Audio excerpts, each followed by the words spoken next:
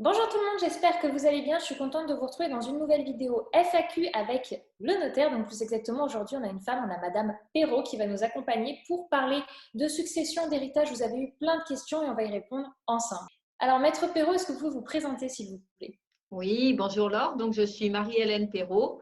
Je suis notaire à Chevreuse, dans les Yvelines, et je suis également porte-parole du Conseil supérieur du notariat. Voilà, je vous remercie de votre invitation pour cet échange. Lorsque vous donnez un bien à votre enfant, vous avez l'abattement de 100 000 euros, hein, et après, vous avez ce qu'on appelle un barème progressif qui s'applique, hein, qui nous est donné par la fiscalité. Donc là, on a le barème qui s'applique. Par contre, lorsque vous donnez à un tiers étranger et en dehors du cercle familial, c'est 60% de la somme donnée qui vient s'imputer et qui est à régler au centre des impôts. Lorsque vous faites une donation de somme d'argent, hein, vous avez les 100 000 euros, mais vous pouvez également, dans la mesure où vous avez moins de 80 ans et que votre enfant a plus de 18 ans révolus, lui donner en supplément et sans fiscalité aucune 31 865 euros qui viennent s'ajouter aux 100 000 euros. Ça, ce n'est possible que si la donation porte sur une somme d'argent. Et il faut savoir que les enfants bénéficient d'une réserve héréditaire, hein, suivant le nombre d'enfants. Alors, quand vous avez un enfant, la réserve héréditaire est de la moitié de votre patrimoine, c'est-à-dire que vous ne pouvez pas disposer au profit d'un tiers plus de la moitié de votre patrimoine. Il y a forcément la moitié de votre patrimoine qui est réservé à l'enfant. Si vous en avez deux, c'est un tiers pour chacun des enfants qui leur est réservé.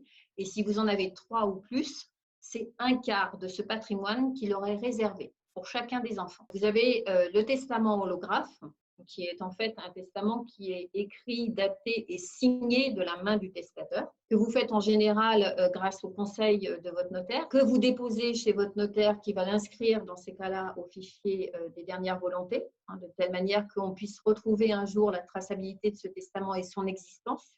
Et puis, vous avez le testament authentique, qui lui est un testament qui est reçu par deux notaires ou par un notaire et deux témoins, et qui est fait dans des cas très particuliers, alors notamment lorsqu'on a une urgence, hein, et qu'on doit se déplacer parce que la personne est en fin de vie et qu'elle n'a plus la possibilité ni d'écrire, ni de dater, ni de signer son testament. Donc, dans ces cas-là, on se déplace soit avec deux témoins qui sont déjà sur place, soit avec un autre confrère.